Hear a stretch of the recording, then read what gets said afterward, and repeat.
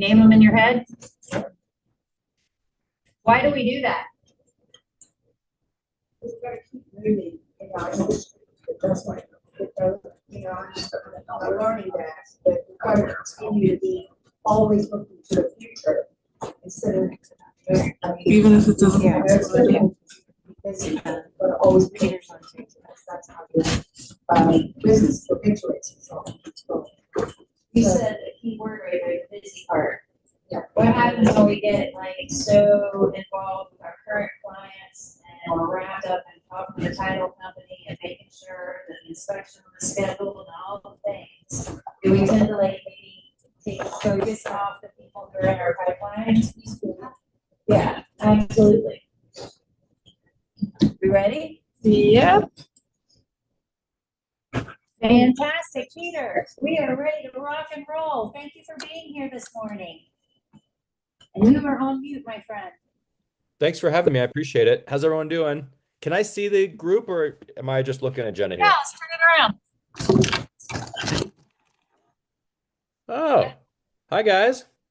Can you make him bigger? How many people are in there? Oh, 21.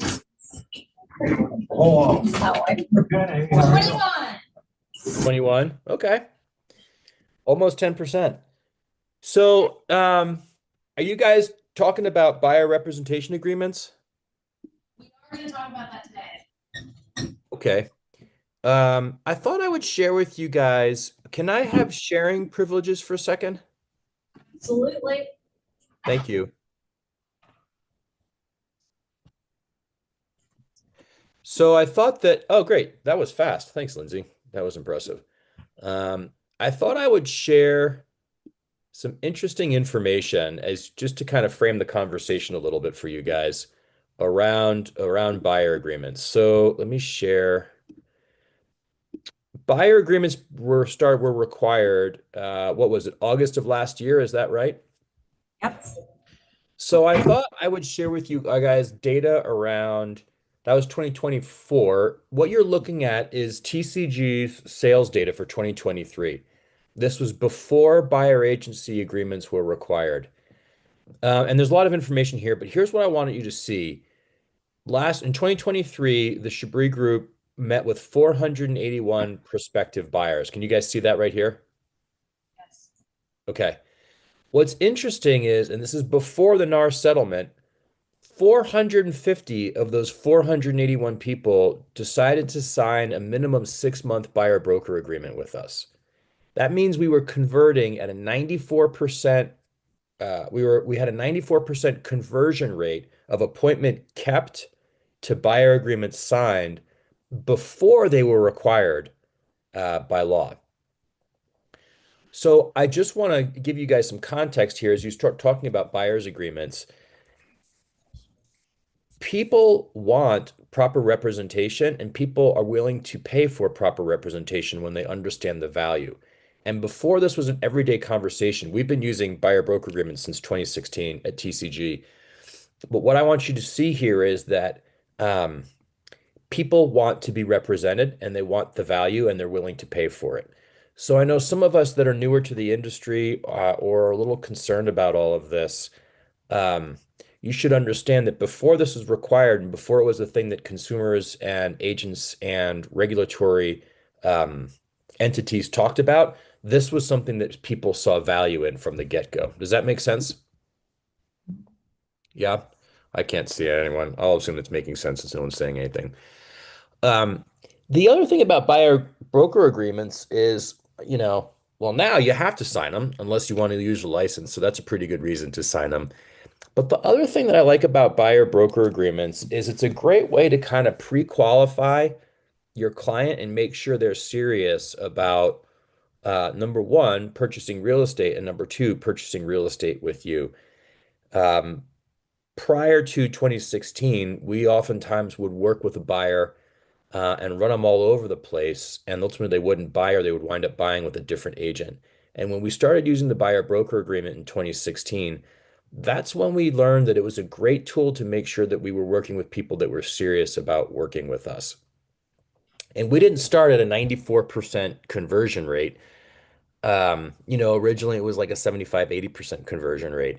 And I thought I would just share with you guys a little bit of mindset around, um, there's two different kinds of buyer broker agreements now. There's the where you sign really just to kind of show one house, but then there's also when somebody formally chooses to meet to work with you.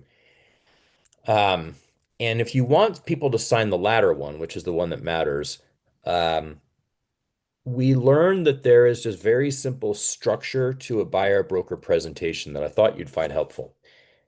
And the thing that the underlying um, assumptions or truth about representation, whether it's listing representation or buying representation, is that really consumers, when they're ready to buy or sell, will sign with the first person that they trust.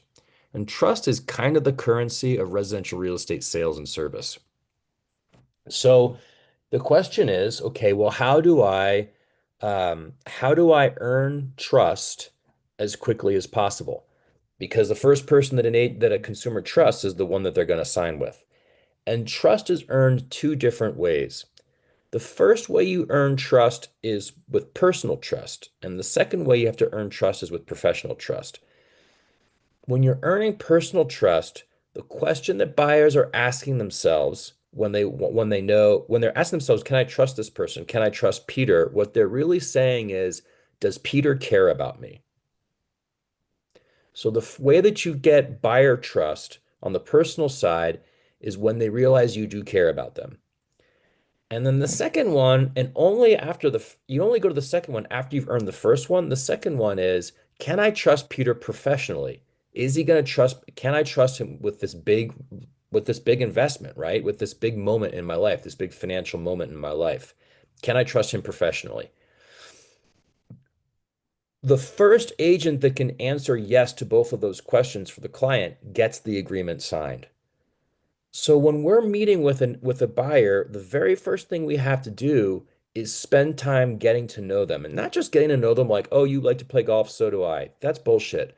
I'm talking about really getting to know them, understand their challenges, understand their pain, asking clarifying questions, paraphrasing and restating what they've said to demonstrate that you understand where they're coming from and that you actually care about what their challenges are that they're trying to solve. That's the consultation part. Once you've earned personal trust, earning professional trust is very easy. You're going to have your standard, buyer presentation or selling presentation, listing presentation, where you're going to talk about what's unique to you, what's unique to Keller Williams, and how they benefit as the user of your service. I think a lot of agents, oftentimes we focus exclusively on the relationship, and then we're crestfallen when an agent winds up working with another agent who's not as much fun or as personable, or as was the case with me, I thought that people should be logical all the time and only work with me because I outperformed the market and I had all these great statistics and great value. But ultimately, I was chilly, and people don't like chilly people, generally speaking. And so, the way to win with signing buyer broker agreements and listing agreements is to first earn personal trust, and then, secondarily, in your presentation, earn the professional trust, demonstrate competence. Cool. Make sense?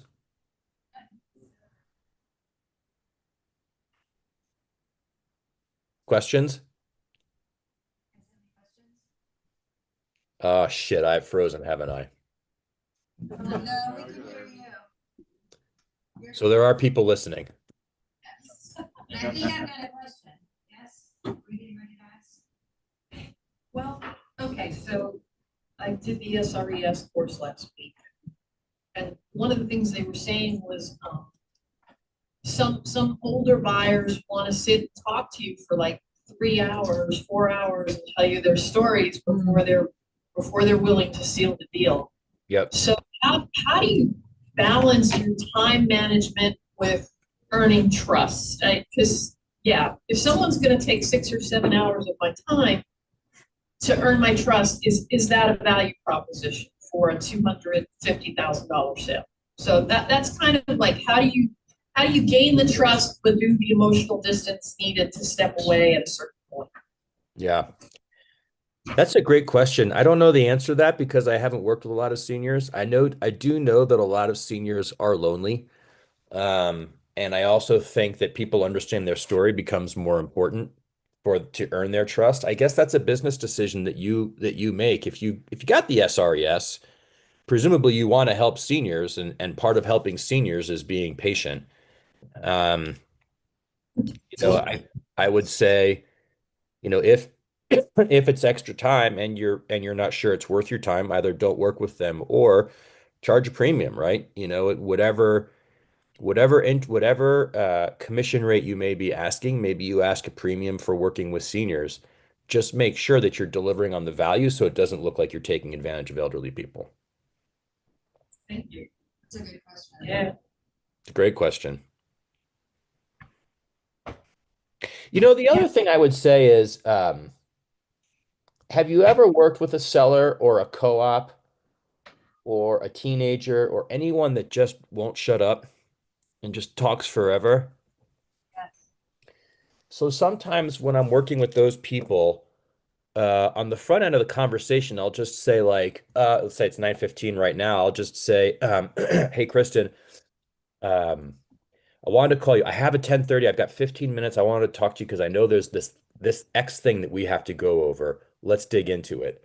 So I'll set a time deadline before before the conversation starts so that I can reference it without being obnoxious and moving the conversation along during it. So, if you've got 3 hours or 2 hours for a senior seller, I might say, hey guys, it's 6 o'clock. I've got a hard stop at 8. I have to tuck my kids in before they go to sleep. So I definitely want to spend some time getting to know you, but with your permission, is it okay at 7 o'clock, if we're still enjoying each other's company, that I redirect us towards making sure we can sell your home for top dollar? Would that be okay? Beautiful. That's perfect. Okay. Okay. Not a lot of heads nodding. Okay, great. Perfect. Any other questions, comments, thoughts? Any others? Oh, wait, you got one more. Yes. Buyer's consultation, how do you stand out in that? Or even a listing presentation, how do you make yourself unique amongst other agents? Yeah, How are you? I got that one. First of all, showing up is like half the battle. Um, I would say, I think that was Sam Reen's voice if I recognize it. It's What's that? Correct. Okay, so I would say Sam Reen, so Sam Reen, you specifically, what is special about you is that you're patient and you're calm and you listen.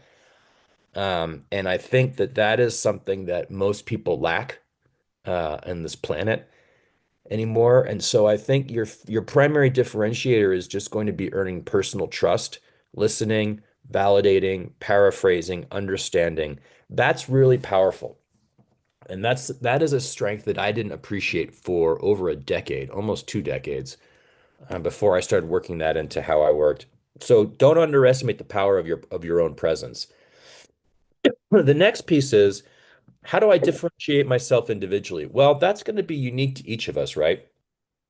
And so, number one, you could always lean on the brokerage, right? Seven Hills is one of the top 10 brokerages. I believe it's top six brokerages in the MLS. So you've got all kinds of statistics on how our brokerage is one of the largest brokerages in town. You can look at, I'm a data guy, so I would look at data.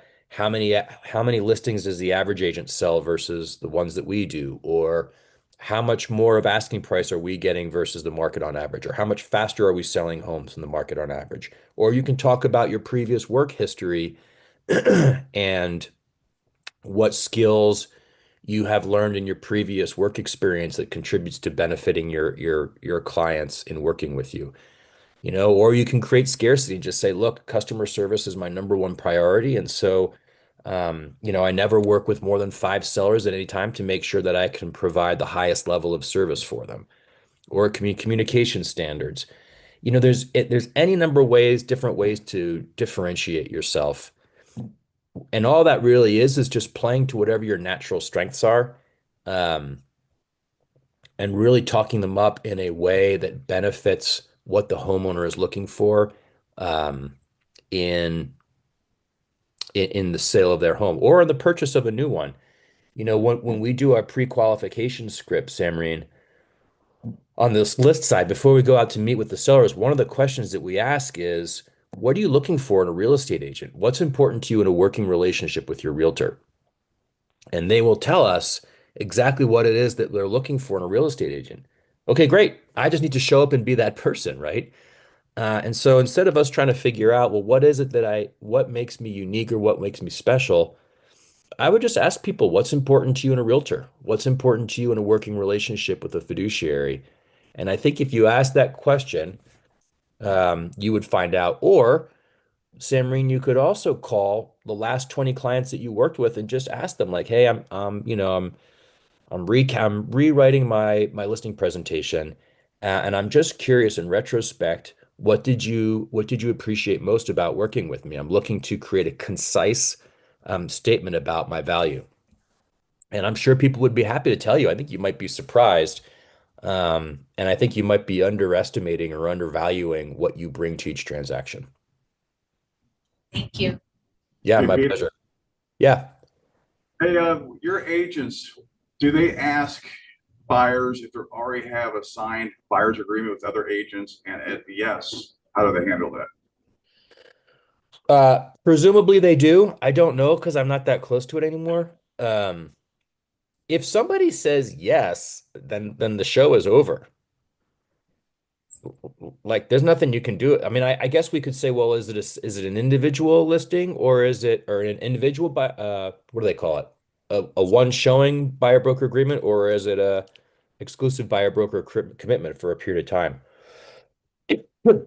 If they say period of time, okay, well, when is that over? It's okay for you to ask that. And then you kind of have to say, all right, well, let's stay in touch. I'm here to help you if you have need another perspective. But otherwise, I'll just check in with you in X months or whatever. Now, if the question is, what if they're lying to me because they don't want me to talk to me anymore? Well, that probably just means that you asked prematurely before you had earned their personal trust or their professional trust. And so they don't want to be bothered because they don't find value in what you're offering. And if they're not happy with that agent, do you tell them to fire them? Yeah, I mean, you got to be careful of crossing signs, right? Um, that I should probably defer to our broker and not answer that question directly. I think there are some clever ways that you can, if they're saying to you explicitly, I'm not happy with my agent, I want to switch, then I think you could probably say, okay, well, you can always talk to them about what canceling a representation agreement looks like. Um, because they're probably not happy working with you either. But I wouldn't start coaching them on that. I would be really careful. That's a slippery slope. And I have found in the real estate industry that you're always guilty until proven innocent anytime any kind of compliance or ethical issue comes up. Um, so I would just be careful with that one. Is our broker here right now to answer that question, or maybe that's something that we asked them about? We'll make sure to ask. She's not here. Yeah, I would make sure, just be careful, man. That's just a new form of crossing signs, and crossing signs is a no-no. The other thing is, you could coach them out of it, and I'm sure you'd be fine. But Cincinnati is a small town, and the people that actually sell real estate is even smaller. The percentage of the MLS that actually sells real estate is smaller. You can get a really shitty reputation in the business really quickly if you start hosing other agents. Sure. Hey, Peter, at what point in the conversation do you want to ask that? I mean, I would ask them, it depends on what degree of rapport and trust I have going into it. Um, if somebody wants to see a house and they're a stranger, we're asking that question before we get to the front door. You have to, and you can couch it as, look, I know this is an awkward question, but the state of Ohio requires me to ask, have you signed a buyer representation agreement with any agent? If you have, for more than one individual house, I can't show this to you. So that's okay. Um, if you haven't met them and they are coming in for a proper buyer consultation, Again, I would ask them on the phone, hey, I got to ask you this question. I'm not trying to be forward or aggressive. I'm just, law requires me to ask ahead of time. Have you signed any buyer broker agreements with an agent?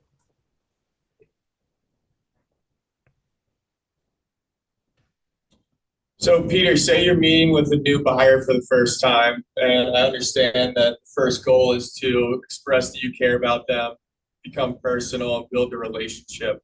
Yeah. What's the best way to transition the conversation to put your professional hat on without becoming, like a snake oily salesman Yeah, and that's a trying great to close question. it hard on the sales side? It's funny. Um, we actually, that piece can be done pretty lightly because so much of, here's the deal. Sellers are looking for leaders, buyers are looking for friends. And so on the buy side, you can go pretty light on the professional competence piece and you go a lot deeper on the personal stuff. So as you're transitioning, you might lead the conversation like, look, here's the deal. I'm applying for the job to help you find a house. And if I'm going to do my job right, I have to have a crystal clear understanding about number one, what you're looking for, but almost more importantly, the why behind that. So if you'll indulge me, I'd love to spend 15, 20, 30 minutes just kind of talking about where you guys are on your life, what your housing looks like now, what's different, what do you need to be different, what the pain points are, how do we solve for this, what are your priorities, how'd you get there, all that stuff, right? And I might spend in a half an hour. Some people that are dry, it might take 10 minutes, but if you've got some warm, lively, expressive behavioral styles, you might be there for 45 minutes or an hour. It just kind of depends. And then I transition and I might just say like, okay, well, here's my job. My job is to help you find the right home at the right price, at the right terms, with as little hassle as possible. I'm happy to. I might even do I might even just say like, do you have any questions about how I do that, or do you guys feel comfortable getting started? I think probably 80% of the time, people are going to say, yeah, no, we're comfortable. This feels right. And then for the 20% that say, yeah, we'd like to know more about that. Now you have your permission to do a little like presentation about how you represent buyers or what the process looks like or whatever. But I think you're going to find on the buy side, it's all about the relationship. That help? Yes, thank you. Okay. Cool. Questions? Was this helpful? Oh, yeah. How to get more listings, I'll switch from buyers to listings. Absolutely. Thank you, Peter. We certainly appreciate you spending your time with us today. And thanks for the the buyer agreements. Yeah, my pleasure. I'll see you guys. What am I teaching? I'm in the Market Center next week, right? What am I teaching? My entire team is out of here. You what? I said my entire leadership team is not in here and I don't do details. Okay, Customer so experience. I'm teaching customer experience. It looks like maybe 2:30 on Tuesday, a week from today. Beautiful. All right. See you guys in a week. Bye. Thanks. See ya. Bye. Put the wrong slide on. You can just go to the bucket fills. Oh, nice. All right. We got bucket fills. What do we have? What do we have? Yes.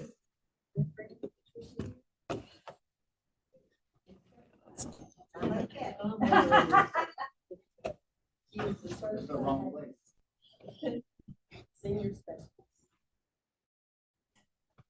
Nice. I love it. Thank you for sharing. Congratulations, Trisha. What does that mean for you now that you're certified?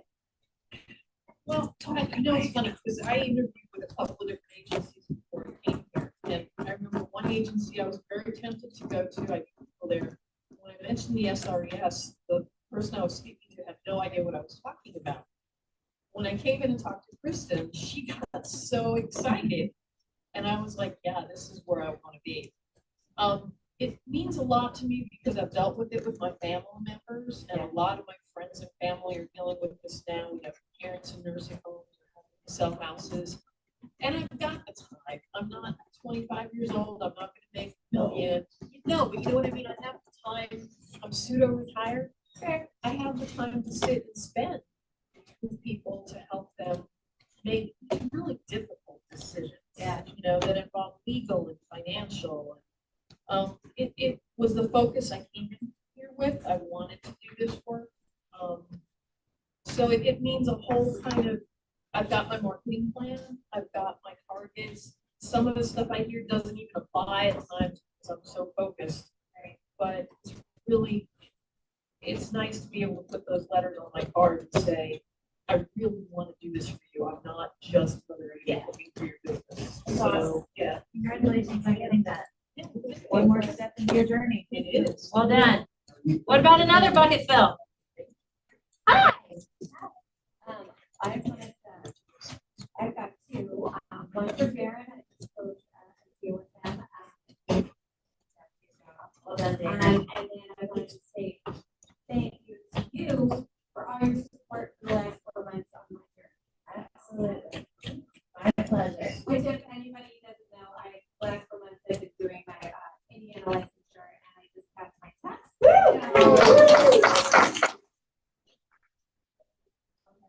She's like, I'll take your Indiana referrals, just give me a call. Good job, Becky. Yes. All right, thanks for filling down your buckets. Good. But this is my youngest, he's, he just got licensed. That's very good. And also, give a big hug, a very big hugger, we like long hugs. Okay. I love it. Yes. Fill Michelle's bucket, the Peruvian. Yes. I don't, she's not here. She closed she did paperwork and closed the deal for me that my title agent that I've used for 25 years was due because we did it so fast. Wow, that's huge. If you're not giving her a chance, give her a chance. I love that testimonial. Thanks for sharing. Well done. And make sure you tell her that. 'Cause I know she'll want to hear it. Yeah. Yes. I have lots of bucket fills, and, you know, this is just a reminder of why I am at Keller Williams Simpkins. Because as agents, we support one another, and that's just priceless. Mark Rankin answers all my crazy texts and questions, and I'm really grateful for those. I appreciate them. I know sometimes they lead to nowhere. You don't answer mine. Tom Williams has done the same.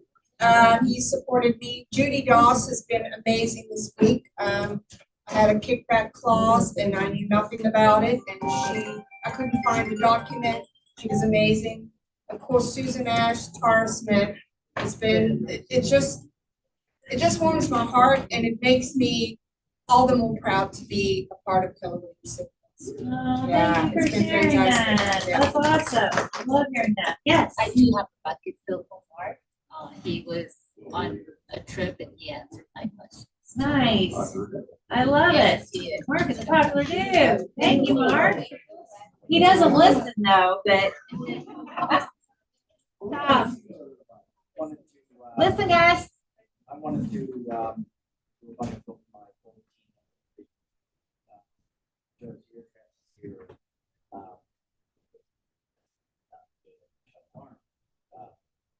We've been texting every morning with affirmations, and it's been very nice and very helpful.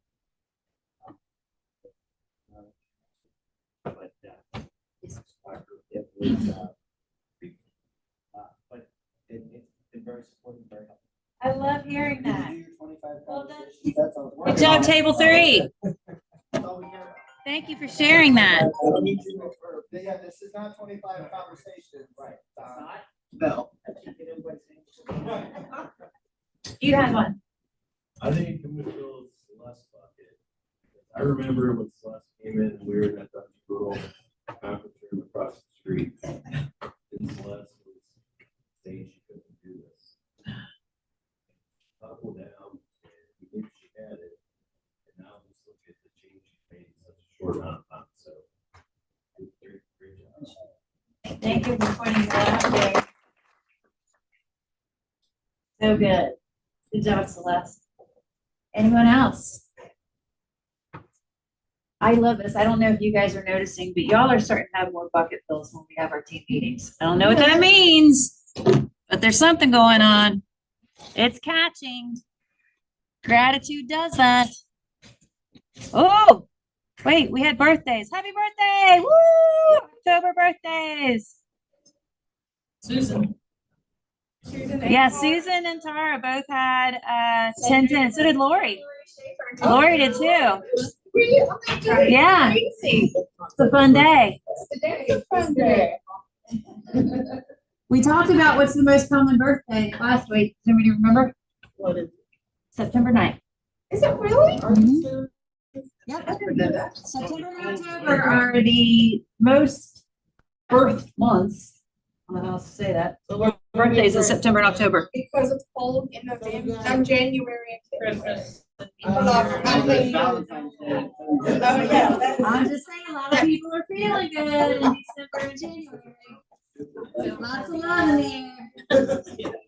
All right, so the reason why Peter was talking to us about buyer representation agreements is because we're seeing unfortunately, I don't want to call it a trend, but we're seeing more and more issues with your clients signing a buyer representation agreement with you and then going and buy property value.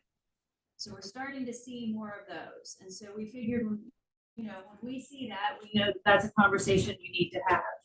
So we wanted to talk about the fact that there are clients out there bypassing that broker representation agreement and working with other agents.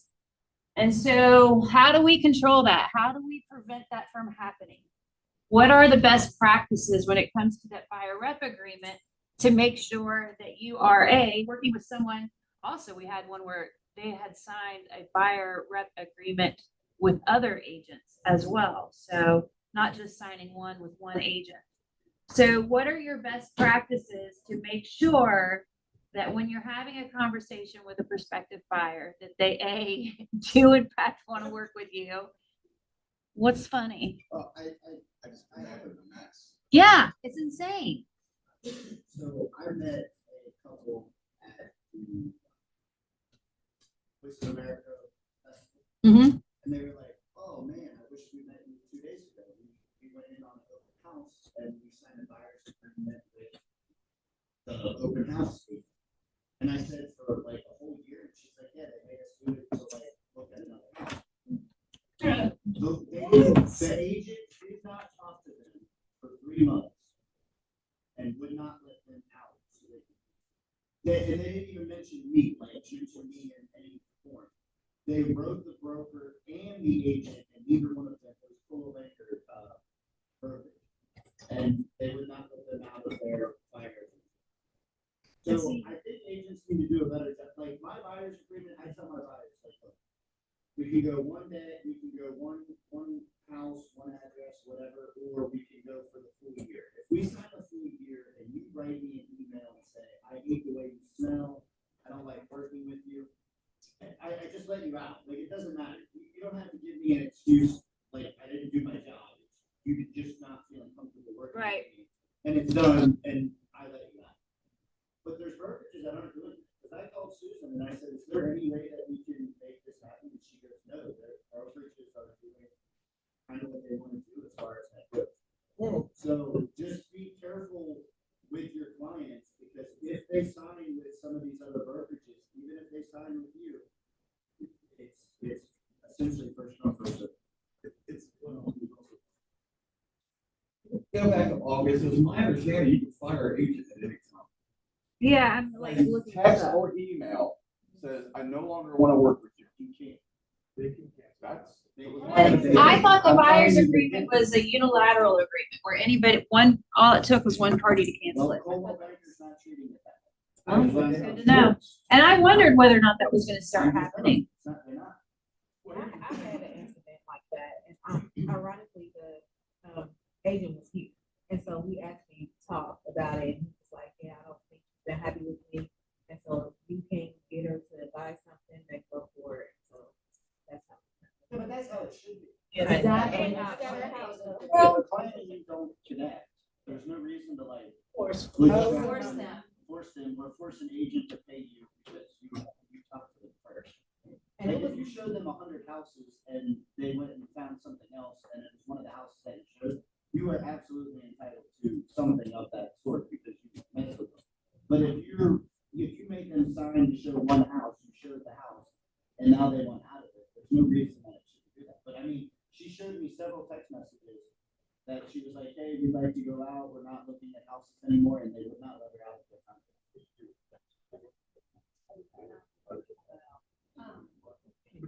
There is a, it's pretty right. The board created, and I just, that has been included. On it, out, I'm like, okay, we'll just execute the agreement first, because I have Susan about it. That we are canceling, should be using the board agreement that says 2 weeks will cancel. And we signed this. So more than just sending you a text or an email, you're getting it in writing.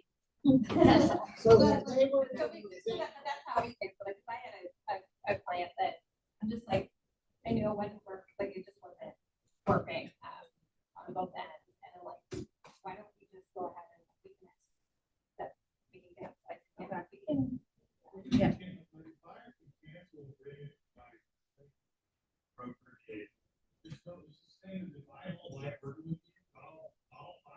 Right.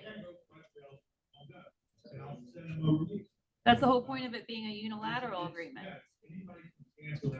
Right. You don't have to have permission from the road.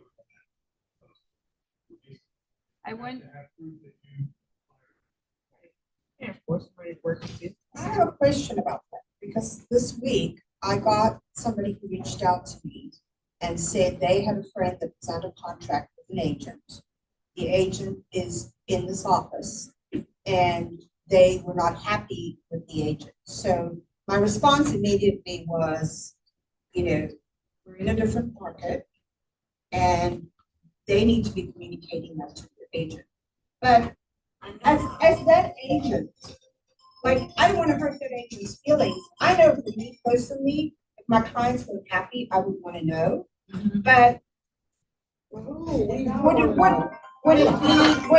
is it better for me to just let it lie, which is basically what I said. I said, you're under an agreement with that agent, and until you change that, I can't breach my fiduciary duty to give you any advice, any information, and I have that in writing.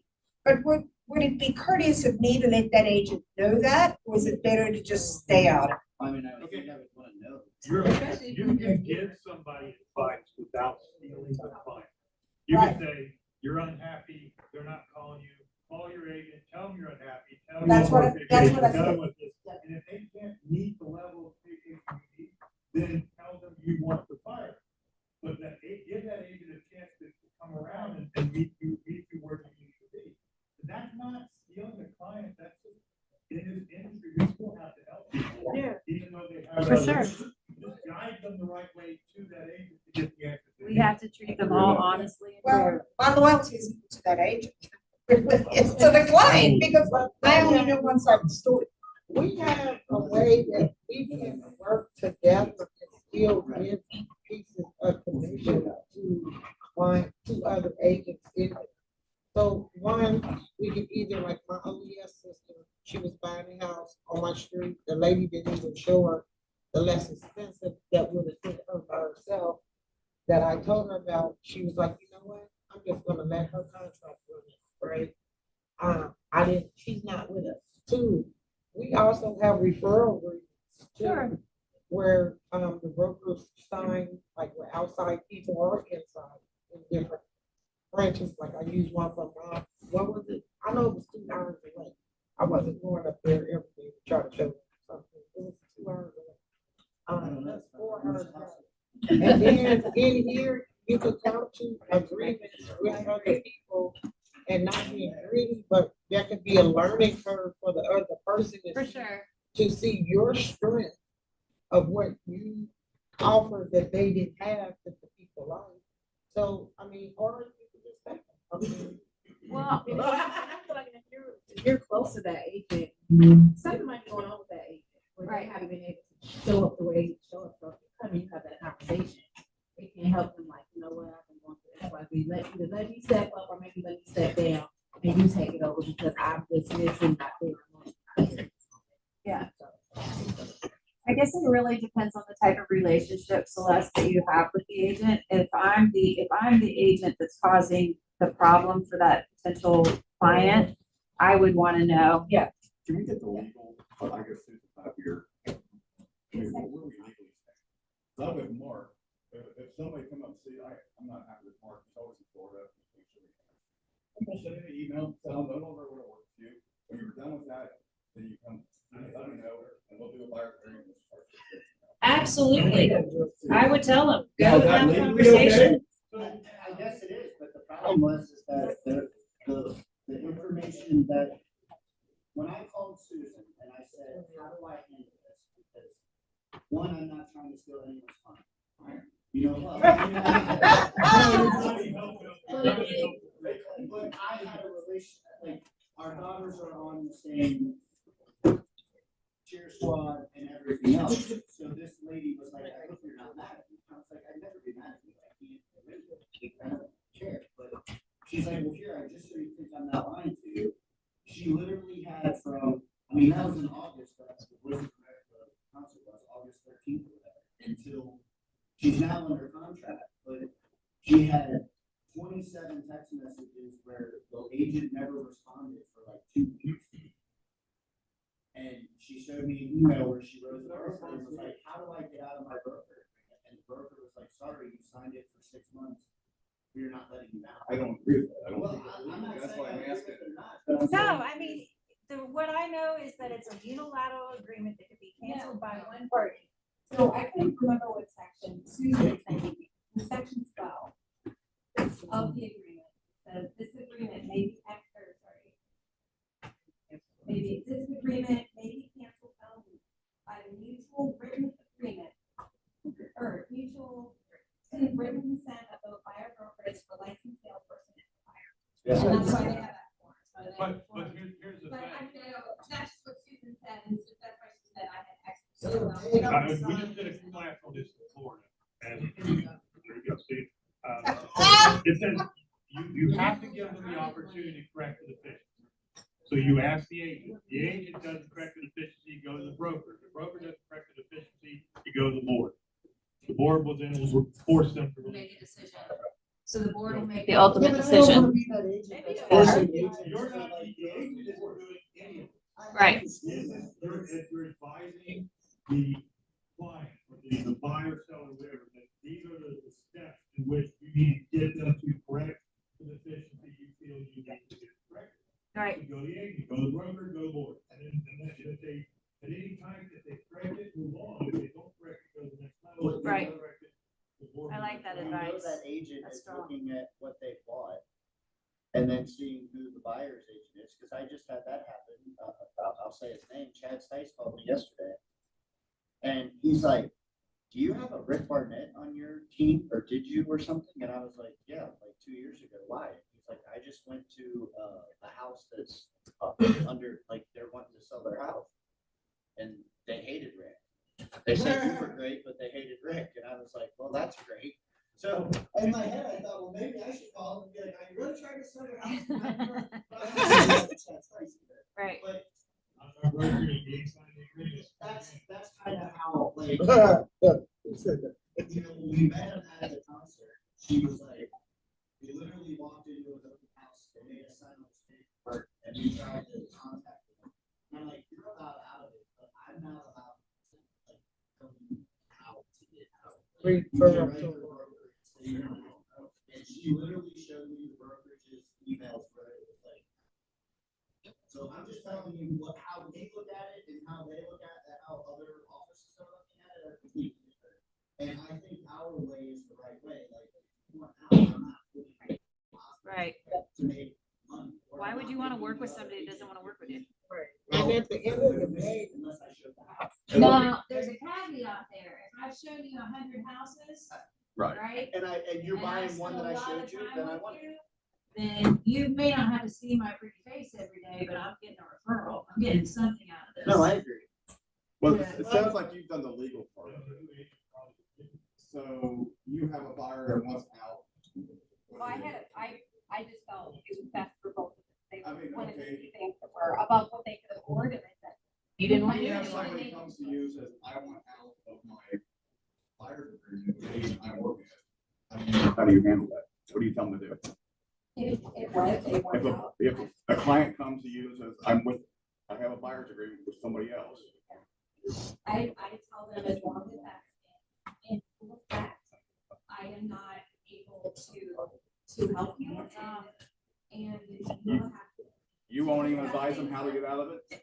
No, I'm not, because that is, we're not supposed to go after people with their listing agreement. No, you're not going after them. They called you. They know you. But it Right. doesn't matter. But I'm not gonna give them the advice on how to. I think, Okay, I well, think they should discuss the matter with their agent and if it. That's what I see. Yeah, I just With say, the buyer's as long as agreement. it's in effect, I'm not able to help. That's what And I I said. said, as long as it's in effect, and I will talk to your agent about it. And then if they call me back. Well, that's exactly what show Peter that said. it's no longer effect, because I have someone do that, then we work. But in the long run, the word of mouth of that person. Yes. Like, I've had people that were unhappy, but they sent me their niece, the niece sent me the cousin, Well, what's the point of it? so the word of mouth advertisement of they were horrible is Well, in the contract, it says, has this client told you that they're working with someone else? It has two boxes. Yeah. So you can check like, yes, they are working. So is that not covering us as well? If they did tell us they had another agent that they were working with, but they checked the box, yes. If they told us, so what's the point of having that box? to let you know, so that you. Bring some attorneys for their time. That you have. Yeah, that you have. As the board doesn't quite know, it's a lot of new territory here. Exactly. There's a lot of new territory here. Yeah. At the end of the day, Well, there might not be. love of your clients. You know, you owe a Well, I'm here duty, to whether do the you've got thing. an agency agreement with someone where you have the duty of fairness and honesty, right? Right. And so we have to be professional, fair, and honest. You can do all that. We don't have a fiduciary duty unless we've got an agreement with that person, right? So if they have an agreement in place with a buyer's agent and they come to me and say, I'm not happy, I'm just saying my rule of thumb, and perhaps I'm wrong, I'm saying I can't do anything for you. As long as you're under that agreement, I can't help you. You need to talk to your agent. And that's all I'm going to do. Because I got a nasty That's phone all I'm call gonna do. from an agent that I was circle prospecting from my listing, that one in Mason that I just sold. Like I circle prospected and the lady was like, I'm sorry, we have our house listed. And I was like, oh, thanks, no problem, you know, who was the agent? And that agent called me and was like, why are you trying to coach my clients? I'm like, how was I supposed to? It's not listed. The house isn't listed yet. You have a listing agreement signed. I had no idea. That's a good point to what Peter was saying, and what's going through my mind before I stopped talking was the next step may be, depending on my relationship, but if I know that client was working with you and I know you, we work together, I'm likely giving her a heads up. You need to talk to your buyer because they just reached out to me. Well, yeah, you don't want to be that agent. You don't want to Oh be my an agent. God. Yeah. Very. It's a small pool of professionals that we work with. And you certainly don't want the reputation of somebody who goes. Yeah, that was the other point.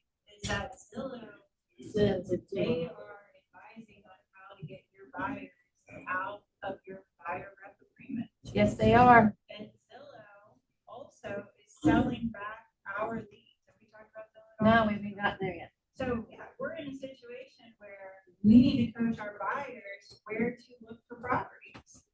We need to stop sending them to Google because what's happening is they get funneled in Zillow. We have a situation, active situation right now where we had an agent who has a buyer rep agreement with a client. The client found a house on Zillow.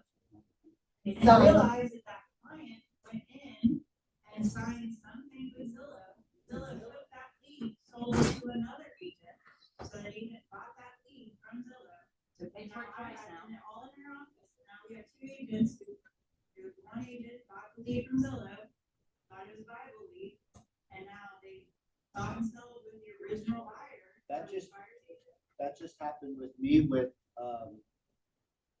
We don't even name names, but it happened. with, not with Zillow, but close a deal. And literally my client called me and she's like, hey, I'm getting a phone call from another agent. And I was like, and I called them and was like, what are you doing? It's like, they clicked on our website. Yeah. What does that mean?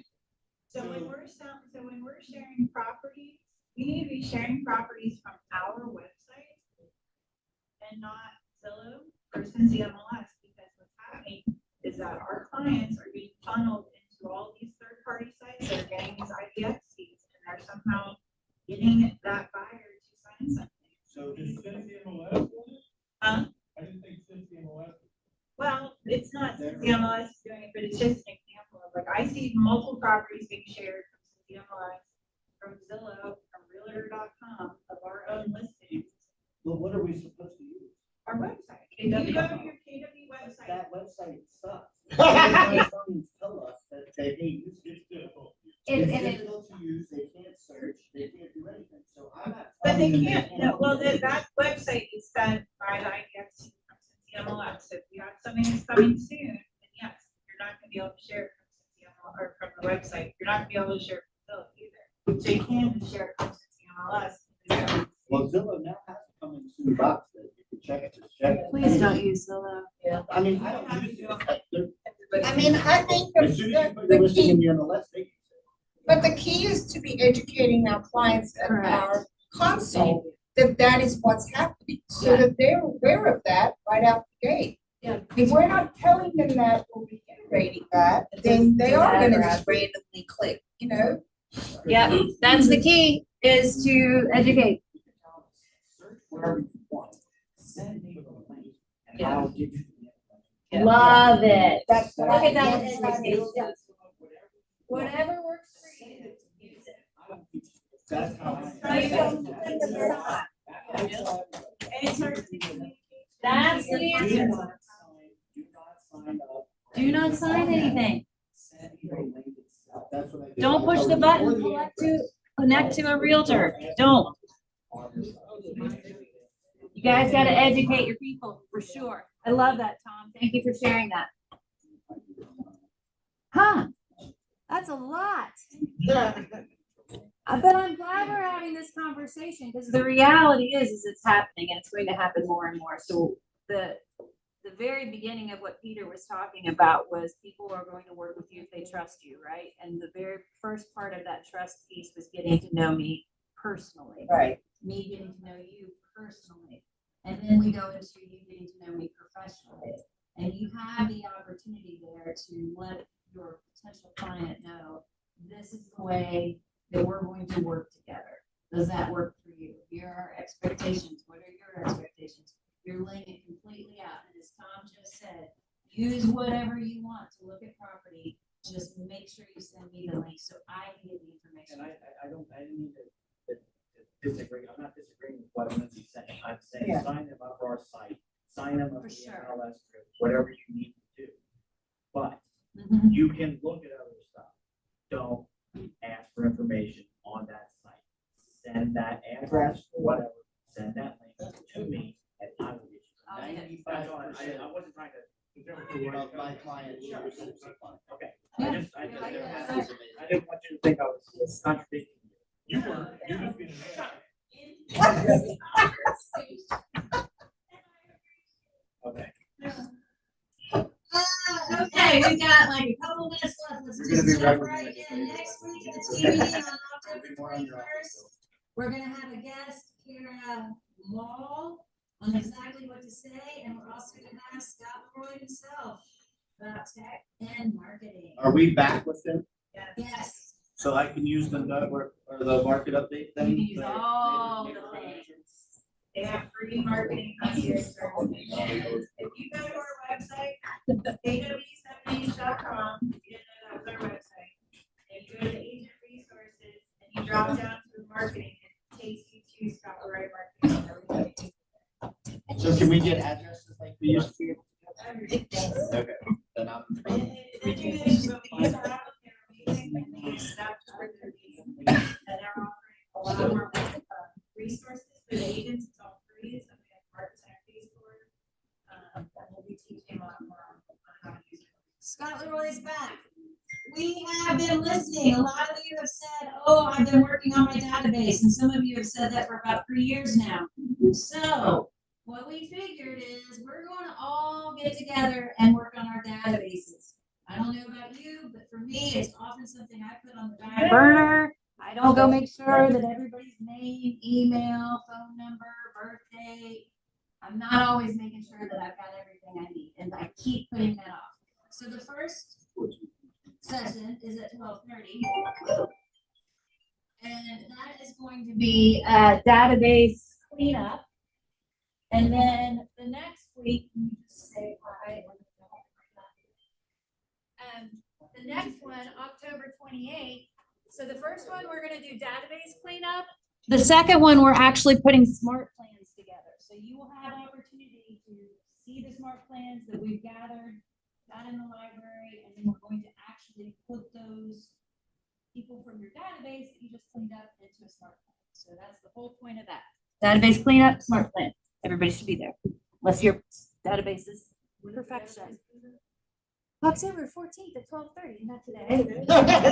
And then next one is Tuesday, October 28th at 1. No, I know, that's what I hear. Everybody needs to do it. Yeah, thank you. What else? We've only got a couple of minutes. You've got your October social media stuff. There's QR code here, you should have it in your packet as well. And Craig. Woo! Oh. My nephew was here detailing cars today. Oh, I wish I'd known. He waiting on you. Okay, good. 'Cause I need it. I just did my best. I need to. All right. The whole thing and everything outside. He's real. Hey, hold on. Let's get the what is he charged later, and let's give our attention to Craig. Oh, I'm sorry, Craig. No, you're fine.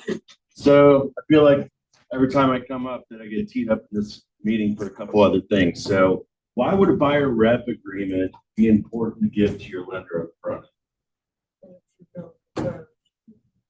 Yeah. In case another agent calls you and says, hey, I'm Joe on this property. Part of the pre-approval is based on the money available to close. Right. So if I get a buyer rep agreement and it says he's paying you 4%, and then I get a contract and it says the seller's paying 3%, then what about the additional 1%? So I'm getting pushback from agents, and I've been asking, so I've been doing this 23 years. So I always get now the buyer rep agreement with the contract, and I get residential property disclosures. And I'm getting pushback from agents say, no other lenders asking for this. I have one and I fired it. Right. So the reason we ask for residential property disclosures, they're an attachment of the contract.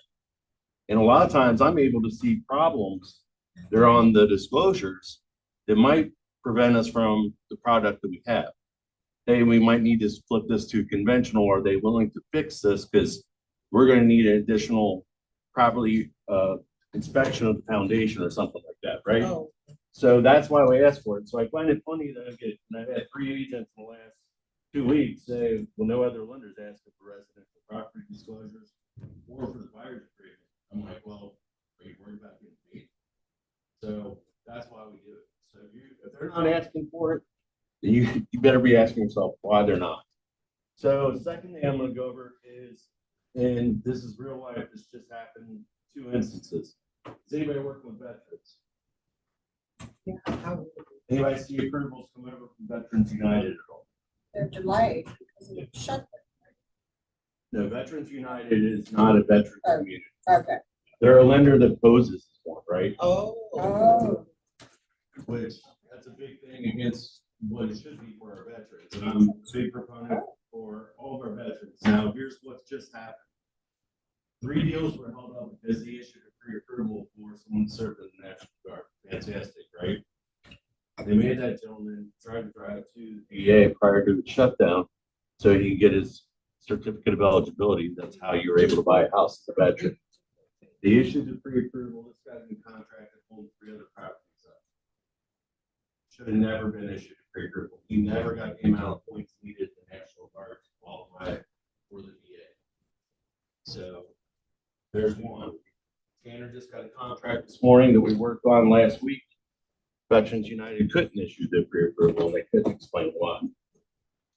Within 15 minutes of the application, I told them why they couldn't. I talked to the borrower.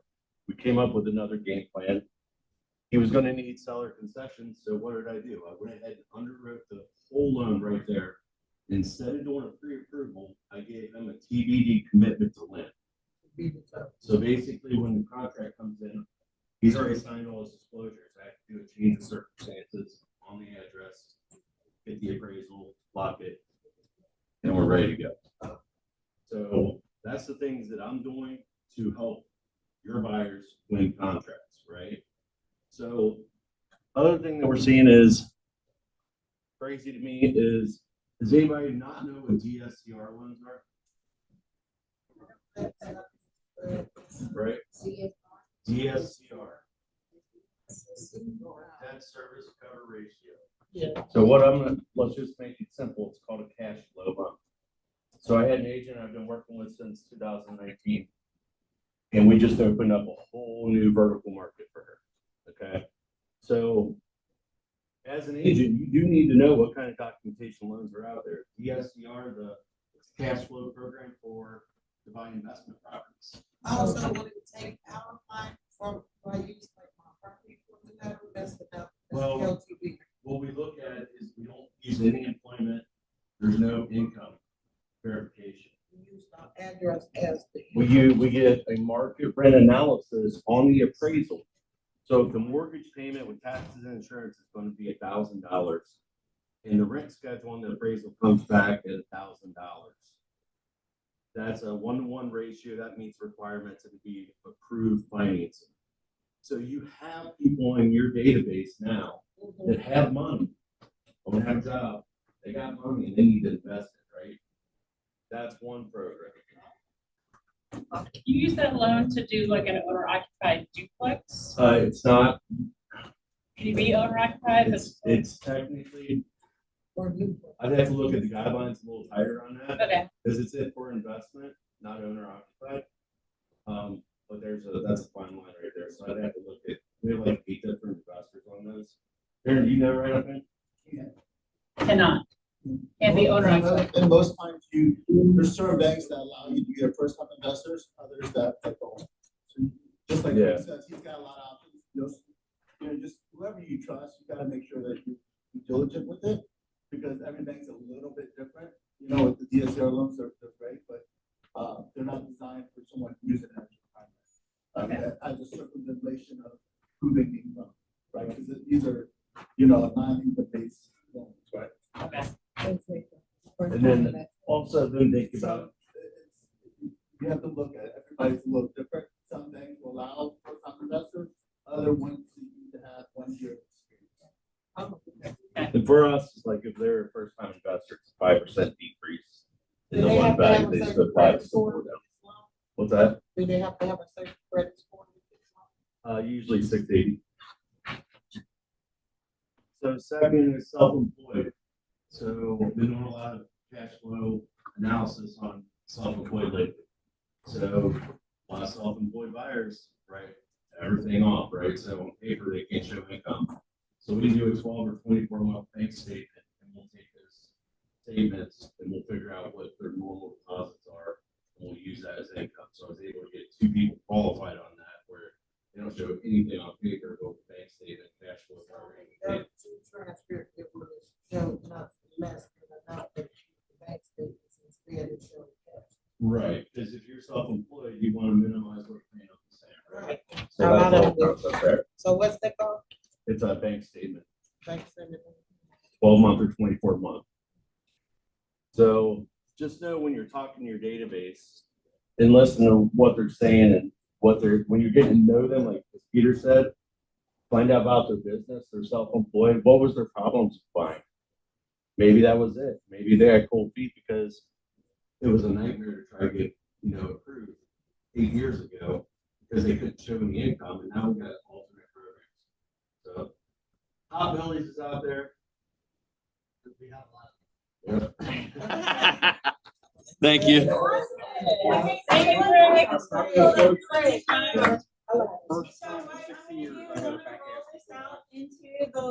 20-year-old. kitchen area, so if you have, I need, please write it on here. Enjoy lunch, and then we have class at 12:30. I need buyers. Chad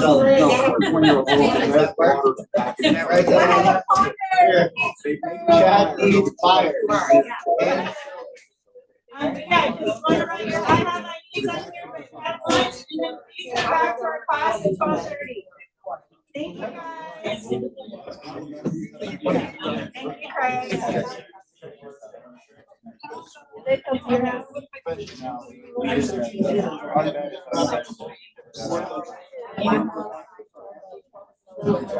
I don't know what you guys.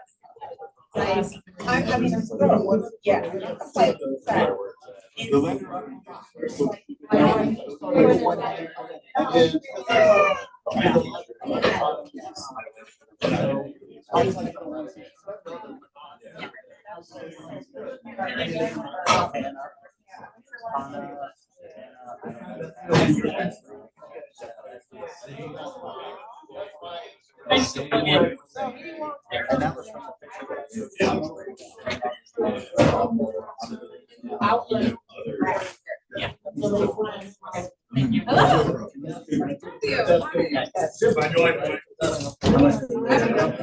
Hello.